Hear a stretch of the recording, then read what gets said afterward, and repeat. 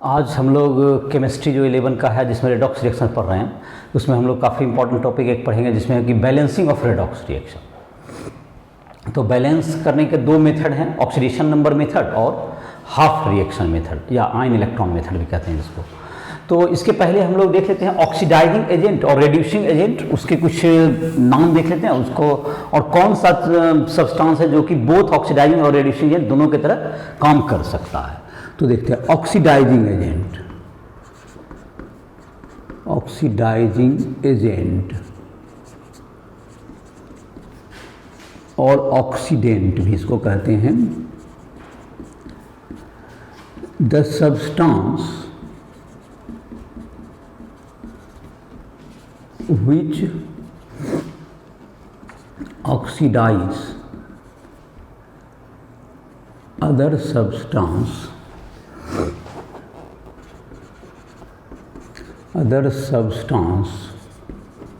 during a chemical reaction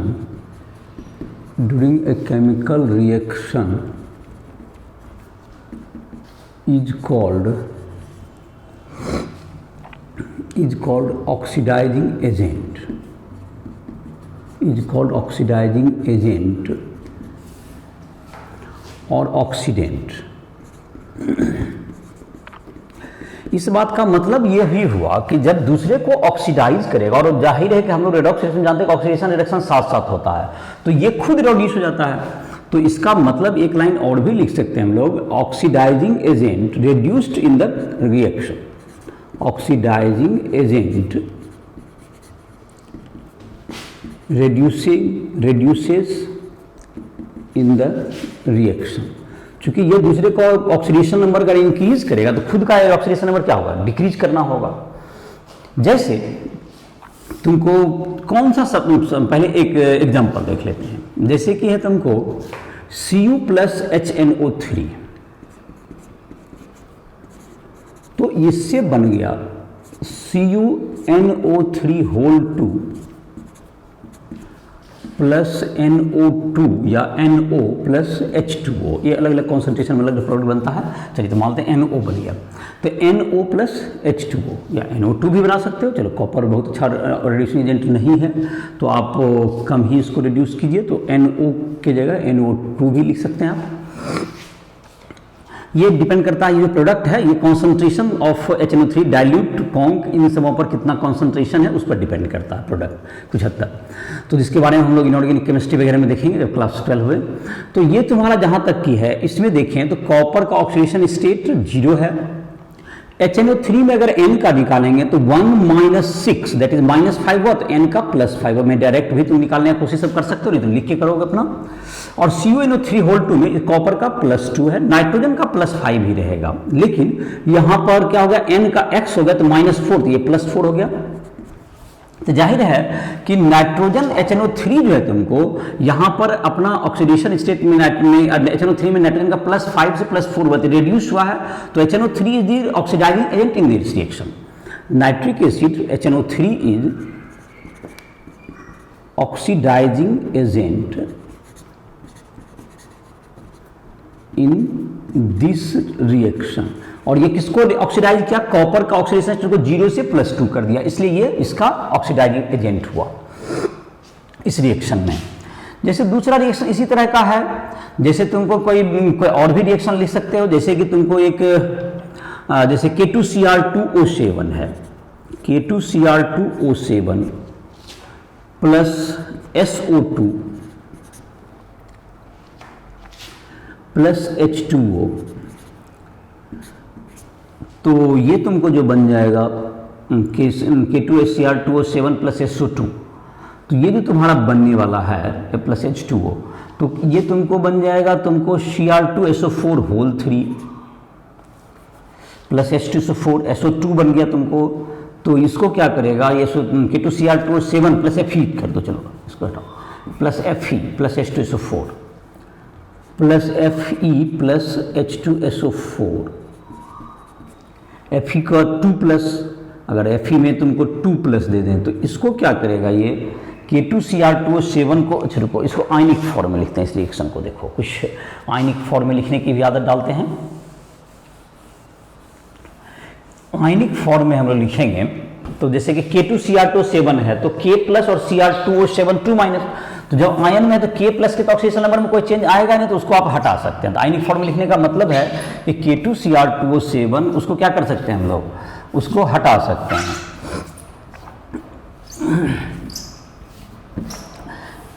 जैसे कि देखो आयनिक फॉर्म में लिखने का क्या मतलब होता है, जैसे कि पहले इसको लिखते हैं, इसको सिखाते हैं। जैसे K2Cr2O7 है प्लस FeSO4 है प्लस H2SO4 हुआ, तो ये तुमको बन जाएगा K2SO4 बन जाएगा प्लस Cr2SO4 होल 3 बन जाएगा प्लस तुमको बन जाएगा तुम्हारा क्या है Fe2SO4 होल 3 बन गया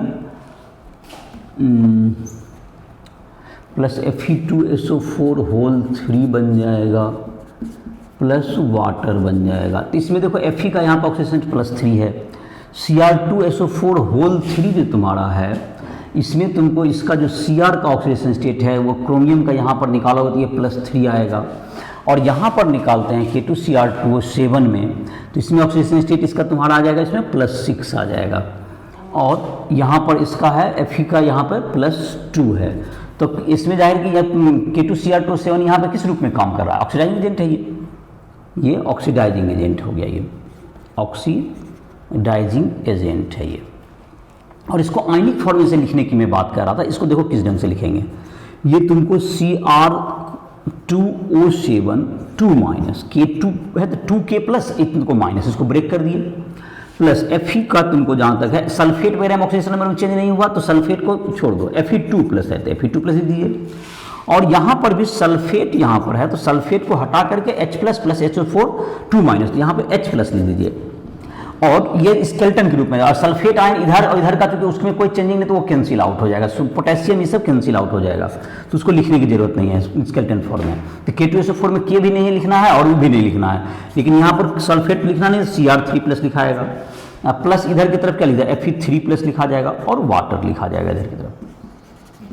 अब इसको बैलेंस करने के लिए हम लोग आगे आज देखेंगे, तो ये तुम्हारा क्या होगा, इस ढंग से भी इस रिएक्शन को लिखा जा सकता है। इसमें क्या स्केलेटन जो कि आयनिक फॉर्म में लिखने के लिए जो भी आयनिक कंपाउंड है उसको ब्रेक करते हैं, कोवेलेंट कंपाउंड को नहीं, आयनिक कंपाउंड को ब्रेक करते हैं, जिसके ऑक्सीडेशन नंबर में चेंज नहीं हो उसको हटा सकते हैं आप। जैसे K का यहाँ ऑक्सीडेशन नंबर चेंज नहीं तो उसको हटा दिए, सल्फेट में कहीं चेंज नहीं था तो SO4 को हटा दिए, और उसके आधार पर क्या कर दिए, जैसे H2SO4 है तो H plus plus H2SO4 minus, जो आयनाइज हो सकता है आयनिक फॉर्म, आयनिक कंपाउंड का मतलब जो H2SO4 भी आयनाइज हो सकता है, कोवेलेंट भी है लेकिन उसको आयनाइज हो सकता है तो उसको अलग अलग कर दिया आयन को तोड़ के, इस प्रकार से ऑक्सीडाइजिंग एजेंट हो गया।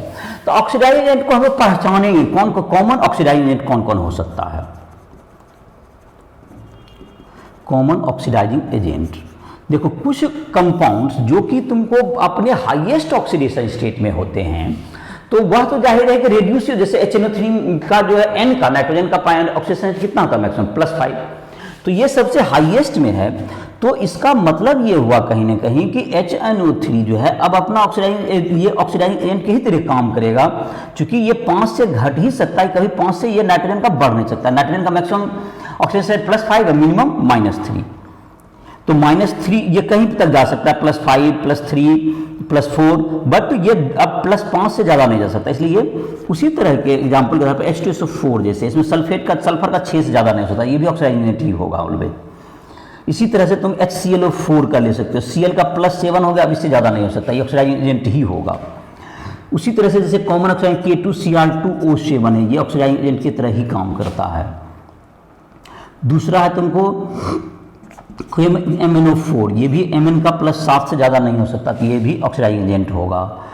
ओजोन वगैरह अक्सर तुमको क्या होता है, ओजोन O3 ये तुमको H2 मतलब घट ही सकता है, ओजोन में O है जैसे O2 है, तो ये सब क्या होता है F2 ETC, ये सब कॉमन ऑक्सीडाइजिंग एजेंट के एग्जाम्पल हैं। तो ये तुम्हारा ऑक्सीडाइजिंग एजेंट हो गया। अब हम लोग देखते हैं रेड्यूसिंग एजेंट, तो जाहिर है कि रेड्यूसिंग एजेंट भी इसी तरह से डील हो जाएगा। रेड्यूसिंग एजेंट में हम लोग क्या कर सकते हैं कि जो कि सब्सटेंस क्या कर दे अपने आप में किसी केमिकल रिएक्शन में क्या हो जाएगा, रिड्यूस हो जाए, रेड्यूसिंग एजेंट। चलिए लिखिए reducing agent, the substance which reduces other substance in a chemical reaction is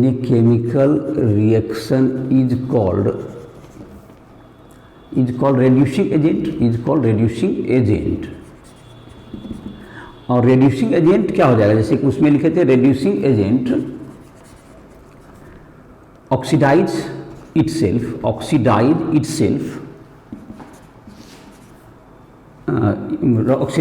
in the reaction ये ऑक्सीडाइज हो जाएगा।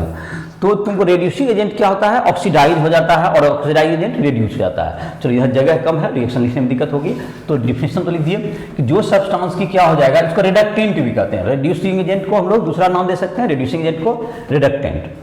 तो जो कि क्या हो जाएगा, किसी केमिकल रिएक्शन में अगर रेड्यूस हो जाता है वह क्या कहलाएगा, रेड्यूसिंग एजेंट कहलाएगा। जैसे रेड्यूसिंग एजेंट के कुछ, जैसे कि तुमको रेड्यूसिंग एजेंट, अभी कोई भी केमिकल रिएक्शन है तो उसमें तो कोई भी सब्सटेंस अगर ऑक्सीडाइज हो रहा है तो रेड्यूस भी हो रहा होगा। तो जैसे कि तुमको रिएक्शन था अभी, या रिएक्शन अलग से ही लिख लेते हैं।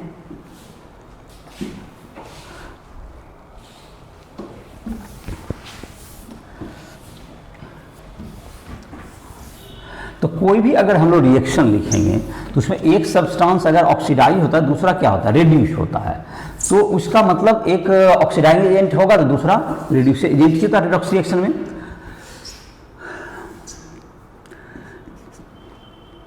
जैसे Na+H2O बन गया NaOH+H2।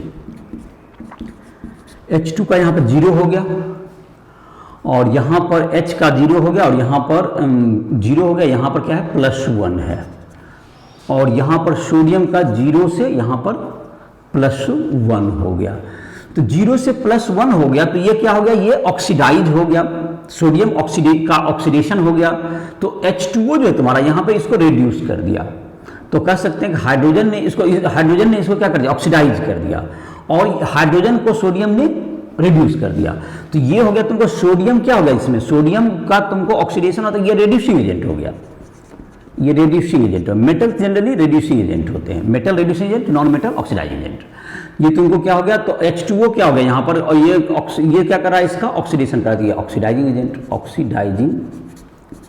एजेंट, ये तुमको ऑक्सीडाइजिंग एजेंट, ये तुम्हारा इसका ये फार्मूला हो गया।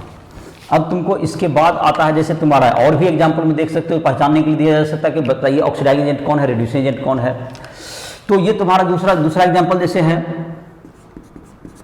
H2S+SO2, इससे बन गया S+H2O।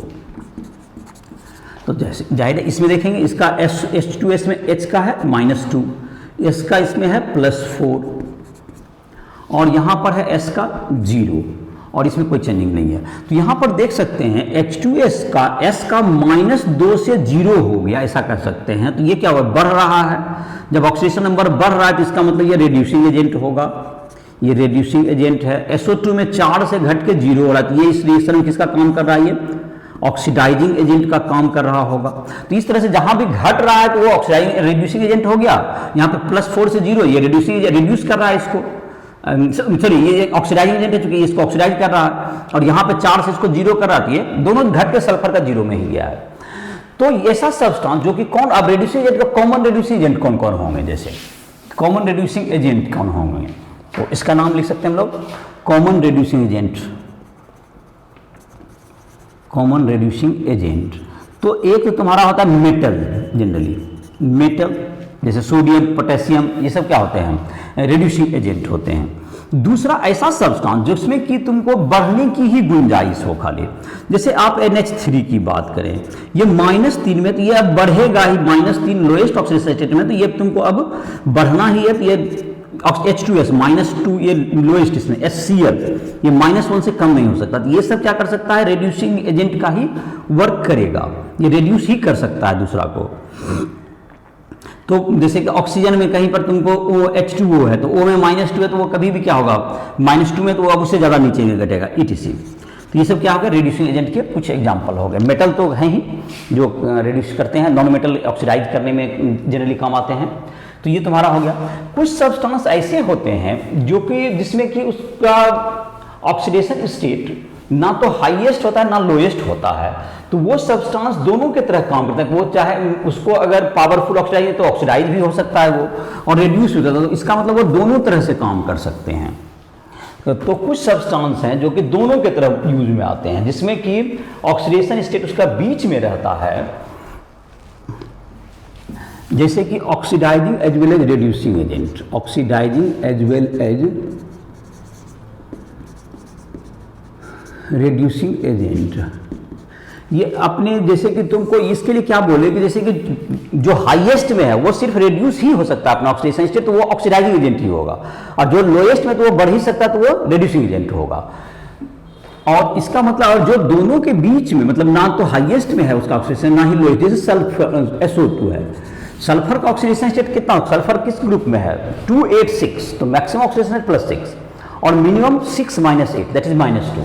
तो यहां पर इसका है +4 है, ना तो ये हाईएस्ट है ना ही लोएस्ट है, तो इसको अगर मिले तो ये +4 से +6 भी जा सकता है और +4 से -2 तक भी जा सकता है, तो ये दोनों की तरह वर्क कर सकता है। तो ऐसे सब्सटेंस क्या होते हैं, जैसे कि NO2, जैसे HNO2, इसमें NO2 HNO3 जैसे था उसमें था 5, इसमें है 3 ऑक्सीडेशन है, तो ये 3 से 5 भी हो सकता है और 5 से 3 से घट भी सकता है, क्योंकि -1 3 तक ऑक्सीडेशन जाता है, तो ये दोनों की तरह काम करेगा। लेकिन HNO3 सिर्फ ऑक्सीडाइजिंग एजेंट की तरह काम करेगा।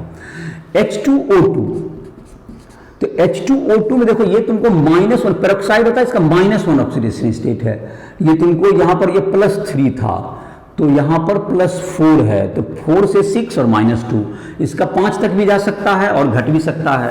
H2O2 -1 में क्या है, H2O2 है तुमको, H2O2 तुमको क्या होगा कि ये तुमको 0 पे जाता है, ये 0 में O2 भी बना सकता है और H2O बना लेगा तो -2 भी हो जाएगा, तो -1 से -2 की भी ऑक्सीजन की गुंजाइश है और 0 होने की भी गुंजाइश है, तो इसका मतलब ये ऑक्सीडाइजिंग रिड्यूसिंग दोनों की तरह वर्क कर सकता है।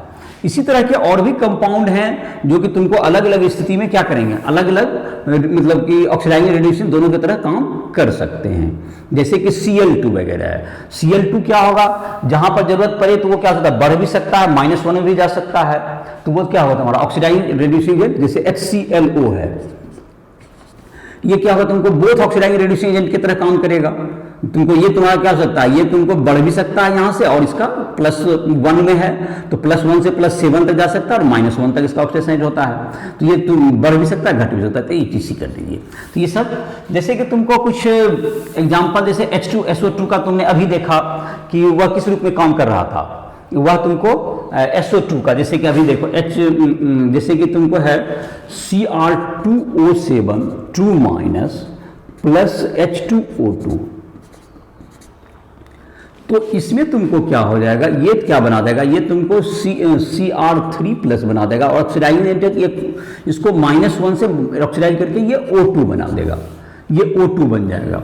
और बाकी तुमको जो है इसको जो है H2O और H+ के हेल्प से एसिडिक या बेसिक मीडियम में इसको हम लोग बैलेंस कर सकते हैं।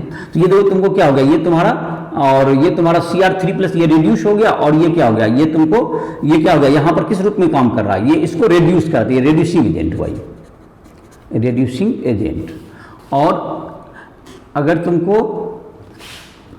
जैसे कि तुम्हारा है H2O2 का, अगर तुमको H2O2 जैसे तुम्हारा है ये सेल्फ तुमको H2O2 दूसरे को क्या कर सकता है, ये अगर जब ये H2O बना लेगा तो ये दूसरे को रिड्यूस भी कर सकता है, ये ऑक्सीडाइज भी कर सकता है, ये खुद अगर H2O2 H2O के रूप में बन जाए तो जैसे कि ये क्या हो जाएगा, तुमको कोई मेटल के साथ अगर रिएक्शन करे Na + H2O2 तो क्या बन जाएगा तुमको Na2O2,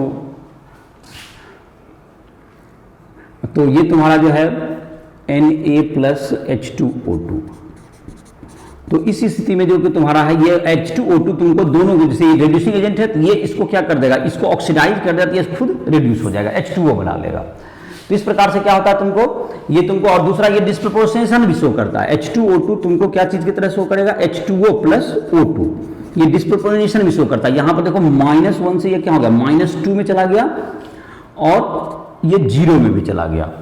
इसी प्रकार से SO2 तुमको जो है SO अभी जैसे रिएक्शन देख रहे हैं H2S + SO2, इसमें बन गया S प्लस H2O।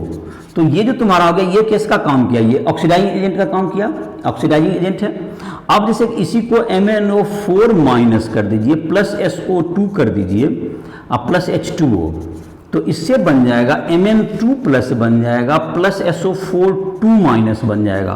तो ये प्लस 4 से प्लस 6 हो गया। ये प्लस 4 से क्या होगा तुम्हारा सल्फर का प्लस 4 से प्लस 6 हो गया, ये प्लस 4 से प्लस 6 तक चला गया। और Mn का प्लस 7 से प्लस 2 हो गया। तो ये प्लस 7 से प्लस 2 होते रेड्यूस हो गया। तो ये किसका काम कर रहा है यहाँ पर, SO2 रेड्यूसिंग एजेंट का, यहाँ पर रेड्यूसिंग एजेंट हो गया SO2। इस प्रकार से क्या हो सकता है, रेड्यूसिंग एजेंट का ये काम किया। और कहीं पर क्या कर सकता है, ये ऑक्सीडाइज भी कर रहा है किसी, कहीं पर ये रेड्यूस भी कर सकता है। तो ये दोनों की तरफ क्या काम आता है, H2O2, SO2, HNO2, ये सभी क्या होता है, तुमको दोनों की तरफ वर्क कर सकता है। तो कुछ तुमको, और ये इसके लिए क्या पहचान की होगी, जो कि जिसकी ऑक्सीडेशन स्टेट बीच में हो, ना तो ज्यादा हो, ना हाईएस्ट हो, ना ही लोएस्ट हो। ऐसे ही कंपाउंड क्या कर सकते हैं, दोनों की तरफ वर्क कर सकते हैं। आज के लेक्चर में जो हम लोग एक और जो कि इंपॉर्टेंट टॉपिक है जिसकी मैंने चर्चा की थी शुरुआत में, बैलेंसिंग ऑफ रेडॉक्स रिएक्शन पढ़ेंगे। तो रेडॉक्स रिएक्शन को बैलेंस करने के दो मेथड हैं, जिसका एक का नाम है, जिसका नाम हो गया ऑक्सीडेशन नंबर मेथड, और दूसरे का नाम है तुमको balancing by half reaction method, balancing by half reaction method. तो हम लोग बात करेंगे किसका, जब हम लोग बात करेंगे बैलेंसिंग का, तो ऑक्सीडेशन नंबर मेथड से बैलेंसिंग, ऑक्सीडेशन नंबर से देखेंगे।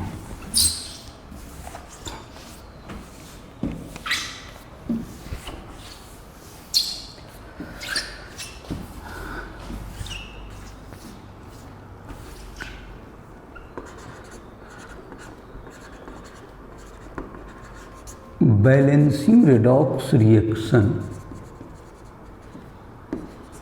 Bye oxidation number method, oxidation number method से इसको बैलेंस करना है। तो पहले जो सबसे पहले इसमें जो है ऑक्सीडेशन नंबर मेथड से बैलेंस करने में जो सबसे पहले ध्यान देना होता है वो है कि तुमको जब जिस सब्सटेंस को जिस रिएक्शन को हमको बैलेंस करना है उसको पहले हम लोग स्केलेटन फॉर्म में लाते हैं। उसके कुछ स्टेप्स हैं कि पहले उसको क्या ले लीजिए, उसको उसमें जो सब्सटेंस है जो कि रेड्यूस हुआ है, ऑक्सीडाइज हुआ है, उसको पहले हम लोग क्या कर लेंगे, उसका पहले तो क्या फार्मूला लिख लें, और फार्मूला को उसको सपोज जो फार्मूला के रूप में केमिकल फार्मूला के रूप में रिएक्शन को में दर्ज करें। उसके बाद अगर केमिकल फार्मूला में दर्ज करने के बाद जो सब्सटेंस की क्या हुआ है, ऑक्सीडाइज या रिड्यूस हुआ है, उसको उसका ऑक्सीडेशन नंबर निकाल के उसकी आइडेंटिफिकेशन करें। जैसे कि स्टेप में लिख देता हूं, पहला right the complete reaction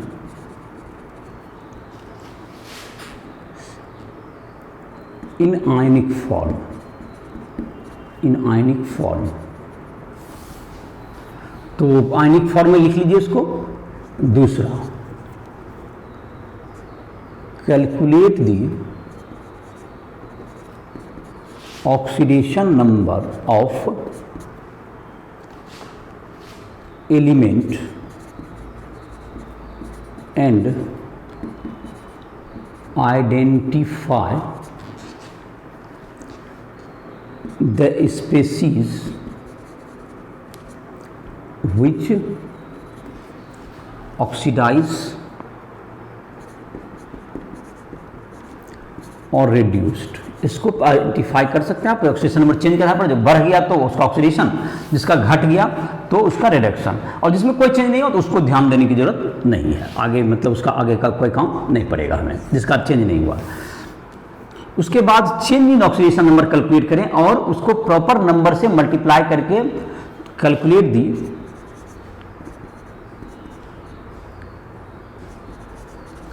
the change in oxidation number, change in oxidation number, change in oxidation number,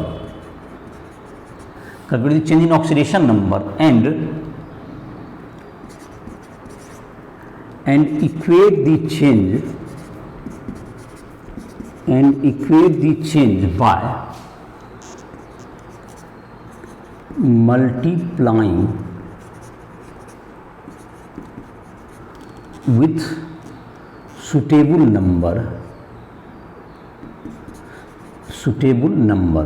number से उस स्पेसीज को मल्टीप्लाई करके इक्वेट करें, और एटम को भी इक्वेट कर लें, जिसका चेंज हो रहा है पहले एटम को भी इक्वेट करें, और उसके अलावा उसके जो ऑक्सीडेशन नंबर जो चेंज हो रहे हैं उसको मल्टीप्लाई करके इक्वेट करें। ये तुम्हारा हो गया तीसरा नंबर स्टेप। चौथा, इन acidic medium add H plus to balance the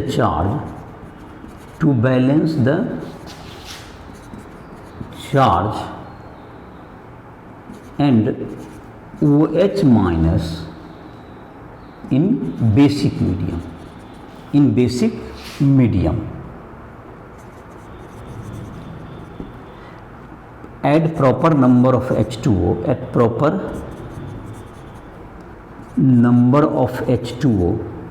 to balance hydrogen atom, H atom। तो ये तुम्हारा क्या हो गया, H एटम बैलेंस हो गया, और तुम चेक पचमा कर सकते हो, check the oxygen atom in both side.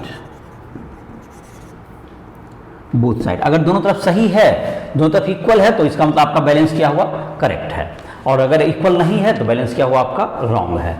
तो इसका इस जो 5 स्टेप है इसको नोट डाउन कर सकते हैं। इसके आधार पर मैं एक आध रिएक्शन को दो परफॉर्म करके एक एसिडिक मीडियम में और एक बेसिक मीडियम में करके दिखा देता हूँ। एक तुम्हारा जो एनसीईआरटी बुक का ही एग्जाम्पल है उसी को ले लेते हैं, यहाँ इसको मिटा ही देते हैं, और स्टेप तुम्हें जो है इसको नोट डाउन कर सकते हो, वीडियो को रोक करके नोट डाउन कर लोगे।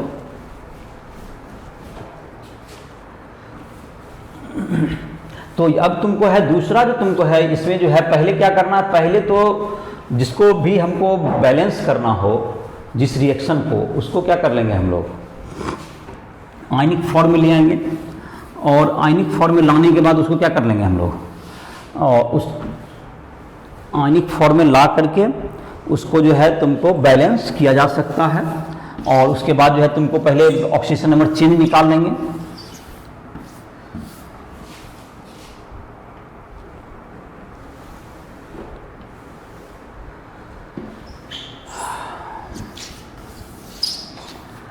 चलिए, जैसे कि है तुमको बैलेंस करना है K2Cr2O7 प्लस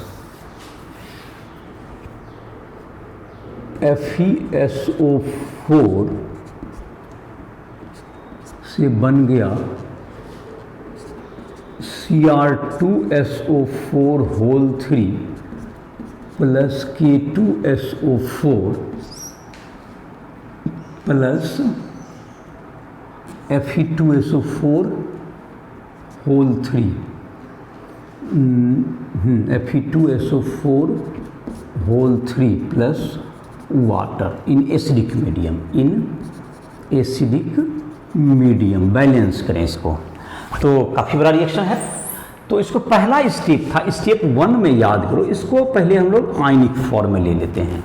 आयनिक फॉर्म में जब हम लोग इसको करेंगे तो K प्लस, और जो कि तुम्हारा K प्लस में ऑक्सीजन नंबर में चेंज नहीं होगा, तो ये जाहिर है कि इसका क्या हो जाएगा, Cr2O7 2 माइनस लिख सकते हैं इसको लिख देंगे Cr2O7 2 माइनस, और प्लस क्या होगा तुमको Fe2 प्लस, सल्फेट में भी चेंज नहीं है तो इसको Fe2 प्लस लिख देंगे इसमें, और प्लस इधर क्या है तुमको H2SO4 है तो H प्लस लिख दीजिए, इसका H प्लस लिख देंगे, और इधर क्या बन गया, ये Cr3 प्लस हो गया, और प्लस हो गया तुमको K और सल्फेट तो में कोई चेंजिंग नहीं है इसलिए इसको हटा देंगे, इसका आयंस दोनों बैलेंस ही रहेगा। इधर तुमको Fe3 प्लस उधर साइड नहीं है लेफ्ट साइड, ये तुम लिखना पड़ेगा, और प्लस वाटर तो खैर आई होप कि ये रहेगा, तो ये तुमको आप लिख सकते हैं इसको स्टेप 1। स्टेप 2 में इसका ऑक्सीडेशन नंबर चेक करना है। स्टेप 2 में ऑक्सीडेशन नंबर चेक इसका निकाल लीजिए Cr2O7 2 माइनस, तो ये क्या होगा तुम्हारा 2x इसको या तो रफ में निकाल लीजिए, या अच्छा चलिए 2x plus -2 into 7 is equal to -2x is equal to +6। तो CR2 और 7 का +6 आ गया। इसका निकाल लेते हैं Fe2 प्लस का, तो +2 है ही, और यहाँ पर है CR3 प्लस, तो ये तुम्हारा हो गया। तो इसका जो ऑक्सीडेशन नंबर को ऊपर असाइन कर दीजिए।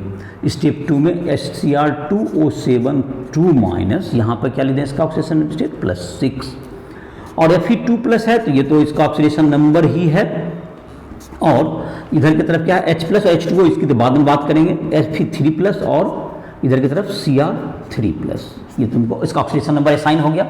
अब तुमको ये देखते हैं स्टेप 3 में, अब इसका जो है तुमको, अगर इसका क्रोमियम का यहाँ एक एटम है तो क्रोमियम के यहाँ पर कितने एटम हैं, यहाँ पर तुमको क्रोमियम के इस साइड जो है तुमको Fe के यहाँ पर एक एटम है, इधर भी, तो इधर भी एक ही एटम है। क्रोमियम के यहाँ पर एक एटम इस साइड है, 2 एटम यहाँ पर, तो 2 एटम कर दीजिए। तो ये हो गया तुम्हारा स्टेप 3। स्टेप 3 में देखते हैं, पहले इसका ऑक्सीडेशन नंबर चेंज का कैलकुलेट करते हैं। Fe के ऑक्सीडेशन नंबर में कितना चेंज है, change in oxidation number of Fe, change in oxidation number of Fe equals to 3 minus 2 equals to 1, change in oxidation number of Cr per atom, Cr per atom is equal to 6 minus 3 that is 3। एक में 3 का change है, लेकिन इसमें 2 atom है यहाँ involve, तो whole change equals to 2 into 3 equals to 6। तो पहला Fe में 2 एटम है, इसलिए एक एटम में 3 का चेंज है, 2 एटम में 6 का चेंज है। तो इक्वेट करने के लिए हमको क्या करना पड़ेगा, हमको इसमें जो है तुमको, इसमें 1 का चेंज है इसमें Fe में, और इसमें 6 का चेंज है, तो 6 से मल्टीप्लाई कर दें अगर Fe में, और 1 से मल्टीप्लाई कर दें Cr वाला में, तो ये बैलेंस हो जाएगा। और Cr में 3 से 6 का, क्योंकि समझ में आ गया 2 एटम था इसलिए 3 से 6 कर दिया गया। तो इसमें मैं कहना चाहता हूँ 6 Fe2 प्लस, इससे क्या बन गया तुम्हें 2 CR3 प्लस, ये तो एटम बैलेंस किए ही थे, अब +6 दोनों साइड कर लिए, दोनों Fe3 प्लस। ये स्टेप 3 कंप्लीट हो गया तुम्हारा। अब स्टेप 4 में देखेंगे। स्टेप 4 में के लिए क्या देखेंगे हम लोग, कि स्टेप 4 में ये कहा गया था तुम्हें करने के लिए कि इसमें चार्जेज को ऐड करें, आयंस जितने हैं उसके चार्ज को हम लोग ऐड करेंगे। यहाँ पर चार्ज कितने हैं, -2 हैं, और यहाँ पर तुमको 6 इंटू 2, 6 आगे है, यहाँ पे 2 प्लस चार्ज, 6 दूनी 6 इंटू 2 दैट इज 6 2 जा 12, और 12 में -2 का तो +10 चार्ज याद रखना है। इधर कितना हो गया, +10 चार्ज हो गया, +10 का हो गया। और राइट साइड में क्या है तुमको चार्ज, इधर देख लेते हैं। राइट साइड में चार्ज आ रहा है 2 गुना 3 6, और इधर की तरफ आ गया तुमको कितना 6, और इधर 18 24 आ गया, 24 आ गया इधर की तरफ, तो 24 आ गया इधर प्लस, और इधर की तरफ आ गया 10 प्लस आया, तो 24 और इधर की तरफ 10, तो 10 में कितना 14H प्लस के, तो इसमें 14H प्लस कर दो, अगला स्टेप में करते हैं। चलो स्टेप 4 में उसको लिख देते हैं। तो यहाँ पर लिख देते हैं था तुमको CR2O7 2 माइनस में 2 चार्ज था, और इसमें क्या था तुम्हारा 6 Fe2 प्लस। तो फिर से देखते जाओ 6 इंटू 2 12, और 12 में से 2 चल गया 10 हो गया, और 10 में अभी हमने कैलकुलेट किया था कि 14H प्लस आपको ऐड करना है, तो उधर 24 से ये मैनेज हो जाएगा। तो 14H प्लस कर दिया, देखो 24 इधर हो गया। अब इधर भी काउंटिंग कर लेते हैं फिर से, 2CR3 प्लस 3 इंटू 2 6 हो गया, 6 प्लस 6 इंटू Fe3 प्लस, ये तुम्हारा क्या हो गया 18 हो गया, 18 प्लस 6 24, तो चार्ज बैलेंस हो गया दोनों साइड। अब जो है H एटम को आप बैलेंस करने के लिए वाटर ऐड कर दें। H एटम को बैलेंस करने के लिए जितना प्रॉपर नंबर में वाटर की जरूरत है उसको ऐड कर लें आप। तो वाटर कितना ऐड कर पाए, ये एसिडिक मीडियम था इसलिए H प्लस के मदद से किया गया। बेसिक मीडियम था, चार्ज बैलेंस के लिए OH माइनस का यूज करते, और H2O को हेल्प से यहाँ 14H प्लस है, इधर तो एक ही जगह यहीं पे H प्लस है, तो 14H प्लस है, तो यहाँ पर क्या आ जाएगा 7H2O आ जाएगा। यहाँ पे प्लस में कितना आ जाएगा 7H2O। अब जो है स्टेप 5 में O को दोनों साइड से क्या कर ले, आप काउंटिंग करके देख लें आपका O बैलेंस हो चुका होगा। तो O का संख्या इधर देख लेते हैं स्टेप 5 में, तो 7 इधर है, और 7 है, यहाँ पर O तो नहीं है, इधर भी O नहीं है, तो यहाँ पर क्या हो गया तुमको 7 हो गया इस साइड। चलिए इस साइड आते हैं, इधर से साइड कहाँ, इधर भी नहीं है, 7H2O में यहाँ भी है, तो O भी बैलेंस हो गया। तो ये तुम्हारा क्या होगा, और सभी स्पीशीज को हम लोग तो बैलेंस करके लाए थे, तो स्टेप 5 तुम्हारा हो गया both side 7O atom is present, 7O atom is present so that reaction is balanced, so the reaction is balanced, ये बैलेंस हो गया। तो ये तुमको क्या देखा, ये तुमको इस ढंग से पता चल गया कि ये रिएक्शन क्या हो सकता है, इस ढंग से बैलेंस किया जा सकता है। तो फिर से इस स्टेप को फिर से गौर से देखें, क्या किया हमने, इसको आयनिक फॉर्म में लाए। आयनिक फॉर्म में लाने के लिए क्या करते हैं, जो कि जिसका ऑक्सीजन पोटेशियम है, सोडियम है, ये सब चेंज नहीं होता, तो उसको हटा सकते हैं। सल्फेट में भी यहाँ पर क्या था, उसमें चेंज नहीं होता, सल्फेट भी आयन को क्या कर दिया, दोनों साइड से हटा दिया गया। तो उसके अलावा जो आयन से बच गए, यहाँ पे अगर 2+ हटाए, 2 K2 हटाए तो 2+, यहाँ 2- आ गया। उसी प्रकार से Fe2SO4 होल 3 था, तो FeSO4 था, तो FeSO4 था तो सल्फेट का 2 हटा तो Fe पर 2+ आ गया। और H2SO4 में क्या हो गया, H2H+ SO4 2-, तो सल्फेट में तो चेंजिंग नहीं था, तो उसको हटा दिया गया। तो उसी तरह से उसको भी आयनाइज कर दिया गया। और अब हम इसका लिखना चाहेंगे बैलेंस रिएक्शन को, तो हम लोग बिल्कुल इसके हेल्प से हम लोग लिख सकते हैं। तो जैसे कि तुम्हारा क्या है, यहाँ पर K2Cr2O7 में तो किसी चीज़ से मल्टीप्लाई नहीं है, तो K2Cr2O7 में हम लोग कोई भी नंबर यहाँ पे मल्टीप्लाई नहीं करेंगे। तो यहाँ पर हो गया तुमको K2Cr2O7 हो गया, प्लस यहाँ पर था 6FeSO4, तो यहाँ पर क्या लिख देंगे 6FeSO4 हो गया, और प्लस क्या होगा तुमको 14 मतलब 7H2SO4 होगा, क्योंकि 14H+ का मतलब 7H2SO4, 7 × 2 14H+ हो गया। अब यहाँ पर देख लेते हैं K2SO4 आप लिख लें, पोटेशियम के लिए जो था तुम्हारा K2SO4, यहाँ पर भी K2 है, इसलिए बैलेंस हो ये। उसके बाद तुमको था Cr2SO4 होल 3, तो 2 Cr ही है ही, तो कोई दिक्कत नहीं, Cr2SO4 होल 3, ये भी 2 Cr भी हो गया।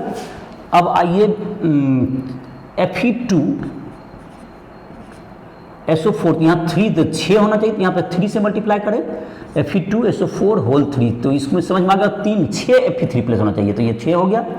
और प्लस हम लोग लिखे थे 7H2O। तो अब बैलेंस करके देखें, सल्फेट का नंबर आप काउंटिंग कर लें, आप कंफर्म करने के लिए सल्फेट का नंबर काउंटिंग करें, आपको सही मिलेगा। इधर की तरफ 6 सल्फेट आयन है, 6 सल्फेट आयन इधर ऐड हुआ है, तो 6 सल्फेट आयन इधर साइड 6, और यहाँ पर कितना 7, 6 और 7 दैट इज 13H सल्फेट है। इधर जोड़ लेते हैं, सल्फेट कितना 1 है, इसमें 1 सल्फेट आयन हो गया। उसके बाद तुमको है 1, और यहाँ पर हो गया तुमको 3, 1 और 3 4 हो गया, 4, और इधर की तरफ हो गया 4, और इधर की तरफ 9, 9 4 13, तो दोनों साइड क्या होगा 13 सल्फेट आयन, दोनों तरफ 13 सल्फेट आयन हो गया। तो इसका मतलब ये रिएक्शन क्या होगा, तुम्हारा बैलेंस है, तो ये तुम्हारा बैलेंस केमिकल रिएक्शन ये लिखा गया। अब एक एग्जांपल तुम्हें देते हैं हम, जो कि बेसिक मीडियम के लिए। तो बेसिक मीडियम में जो है कि चार्ज, तो डिफरेंस क्या होगा, ये सारे स्टेप तो सेम ही जाएंगे। बेसिक मीडियम में जहां पर कि H+ से हमने जो बैलेंस किया था, उसमें OH- लगा देंगे।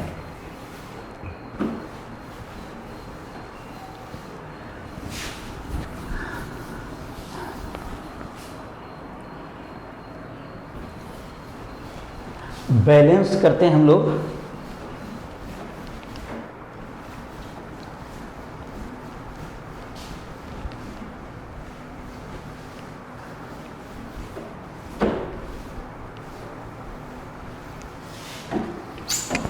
बैलेंस करना है बेसिक मीडियम में। जैसे एक रिएक्शन है तुमको MnO4- प्लस Br-, इससे बन गया MnO2 प्लस BrO3-। ये बेसिक मीडियम में आप बैलेंस करें, बेसिक मीडियम में ये तुम्हारा हो गया, बैलेंस करना है। तो इसमें क्या करना है, ये तो जैसे फर्स्ट स्टेप तुम्हें लिख ही दिए हैं एक तरह से, तो इसे चलिए स्टेप 1 वाइज लिखिए। तो ये तो तुम्हें लिखा हुआ ही है MnO4- प्लस क्या होगा तुम्हें, स्टेप 1 में है तुमको प्लस Br- है, तो MnO2 हो गया और इधर की तरफ हो गया BrO3 माइनस। चलिए ऑक्सीडेशन नंबर निकाल लीजिए इसमें और उसको साइन कर देंगे। MnO4 माइनस में क्या हो जाएगा, x plus -2 into 4 is equal to -1, x is equal to +7। तो इसका ऑक्सीडेशन नंबर +7, जो कि नेक्स्ट स्टेप में इसको मेंशन करेंगे। Br पे तो -1 है, इसमें कोई दिक्कत नहीं है। MnO2 में निकाल लीजिए x plus -2 into 2 is equal to 0, x is equal to +4। और तुमको ये हो गया, तुमको दूसरा है यहाँ पर BrO3 माइनस, तो x plus -2 into 3 is equal to -1, x बराबर +5, ये तुम्हारा हो गया। तो इसका ऑक्सीडेशन नंबर को आप स्टेप 2 में इसको मेंशन कर दीजिए। ये स्टेप 1 हो गया तुम्हारा, ये स्टेप 1 था। स्टेप 2 में जा कर के स्टेप 2 में इसको ऑक्सीडेशन नंबर को मेंशन कर लीजिए आप। MnO4 माइनस, ऐसे तुमको जैसे स्टेप वाइज अभी तो बता रहे हैं, मतलब तुम चाहो तो एक के में यहीं पर भी यहाँ पर भी लिख सकते हो, उसमें कहीं कोई दिक्कत नहीं है। आपने कैलकुलेट कर दिया, बार बार लिखने के बजाय आप यहाँ भी शॉर्टकट कर सकते हैं। प्लस Br-1 ही है।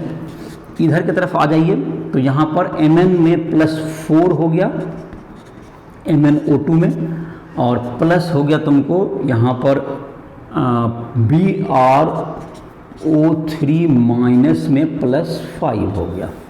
चलिए, तो यहाँ पर जो एटम का देखें, एटम तो बैलेंस ही, ब्रोमीन का भी एक ही एटम है और Mn का भी एक ही एटम, तो एटम तो बैलेंस ही है। तो स्टेप 3 में हम लोग निकाल लेते हैं change in oxidation number of Mn is equal to 7 minus 4, that's equal to 3। Change in oxidation number of Br is equal to क्या हो गया, 5 माइनस -1, दैट्स इक्वल टू 6। तो एक में 3 का चेंज है और एक में 6 का चेंज है, तो जाहिर है कि हमको 2 से मल्टीप्लाई करना पड़ेगा। किसमें, Br में 6 का चेंज आ गया, Br में 6 का चेंज है, Mn में 3 का चेंज है। Mn में 2 से मल्टीप्लाई कर देंगे तो क्या आ जाएगा, बैलेंस हो जाएगा। तो स्टेप 3 में क्या लिख देते हैं हम लोग, 2MnO4 minus plus Br minus, इसमें तो मल्टीप्लाई नहीं करना है हमको, और यहाँ पर 2MnO2 और प्लस क्या होगा तुमको BrO3 माइनस। तो 2 से बैलेंस कर दिए, तो यहाँ पर देखो इसका ऑक्सीडेशन नंबर चेंज, यहाँ -1 से 5 दैट इज 6 हो गया, और इसमें भी तुमको 7 से 4 3, तो 2 से मल्टीप्लाई हो गया, तो ये चेंज बैलेंस हो गया तुम्हारा। अब जाहिर है कि स्टेप 4 का स्टेप जो कि 4 है तुम्हारा, जो कि अब किसको बैलेंस करेंगे, अब हम लोग चार्ज को बैलेंस कर लेते हैं। चार्ज इधर कितना है, ये गेम काउंटिंग करते हैं। ये -2 चार्ज हो गया इसका, -2, और इधर की तरफ है तुमको Br माइनस, तो -3 चार्जेज हो गया। इधर की तरफ -3 चार्ज हो गया, और इधर आते हैं, इधर की तरफ है -1 चार्ज है। इधर इसमें चार्ज MnO2 तो है नहीं, तो -1 चार्ज है इधर, इधर -3 है, इधर -1। OH माइनस में क्या होता है, निगेटिव होता है, तो इसका मतलब आप इधर 2OH माइनस ऐड कर देंगे। चलिए, तो अगर आप अगला स्टेप ले लेते हैं, ऐसे तुम एक में ही लिखते जा सकते हो, चूँकि हम डिटेल में बता रहे हैं इसलिए हम अलग स्टेप ही ले लेते हैं। 2MnO4 माइनस प्लस क्या होगा तुम्हें, प्लस यहाँ पे Br माइनस में, इसमें कोई अभी तक चेंजिंग नहीं है। यहाँ पर H2O जोड़ने के लिए कुछ जगह छोड़ दें, शायद H2O जोड़ने की जरूरत पड़ेगी। तो यहाँ पर तुम्हारा था 2MnO2 था, और प्लस BrO3 माइनस, चार्ज जहाँ तक है -1 और -3, -1 -2, -3 हो गया इधर भी, और यहाँ भी तुमको -1 और -2, -2 से मल्टीप्लाई है तो 3 हो गया, चार्ज बैलेंस हो गया। अब H की बात करते हैं, तो H एटम इधर की तरफ अभी तो नहीं है कहीं, सिर्फ यहाँ पे 2OH माइनस जोड़ा गया है, तो उसी में H एटम है। तो इसको क्या कर देते हैं हम लोग, H2O, एक H2O से तो ये बैलेंस ही हो जाएगा, एक H2O से यहाँ बैलेंस हो गया। अब जाहिर है कि O के लिए चेक कर लीजिए आप, O के लिए चेक कर लीजिए सही है या नहीं। O के लिए चेक करते हैं, MnO4 माइनस 4 इंटू 2, 4 2 जा 8 हो गया, 8 यहाँ पर है, और 8 और 1 9 इधर हो गया, इधर 9O है। चलिए इधर की तरफ आते हैं, इधर 2 इंटू 2 दैट इज 4 हो गया, और 4 प्लस 3 दैट इज 7 और 2 दैट इज 9, तो 9O। तो स्टेप 5 में है 9O atom in both side, so the reaction is balanced. So the reaction is balanced, इस बैलेंस है।